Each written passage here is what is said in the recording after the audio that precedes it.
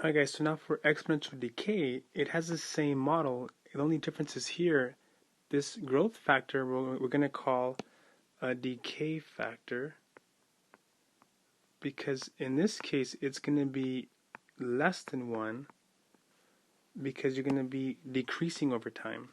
So this B number is going to be less than 1 but greater than 0. Now the A is still going to be your initial value, so that doesn't change. So that's still your initial value.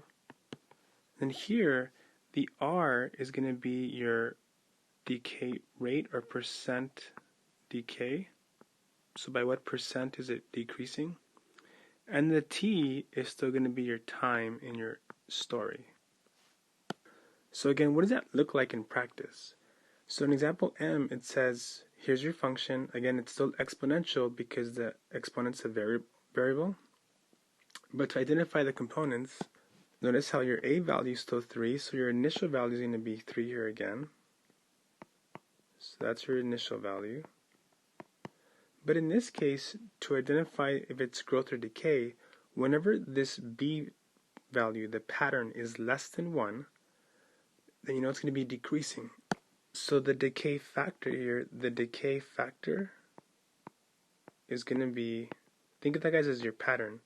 It's going to be 0.85. That's your decay factor. But the part that I want you to feel good about is, by what percent is this decreasing? So think of it this way. And I'm going to go here on the margin for more space. Think about how much less is this from $1. So if you had $1 to start, $1 minus how much would leave you with 85 cents, or 0.85. And if you think about it, that would be $1 minus 15 cents. That would leave you with 85 cents change.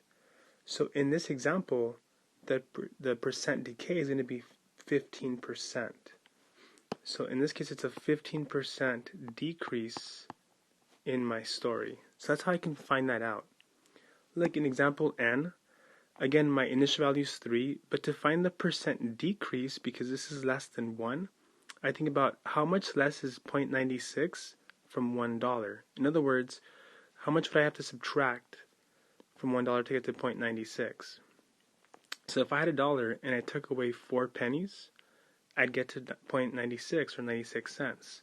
So this would be a 4% decrease. I can identify it that way.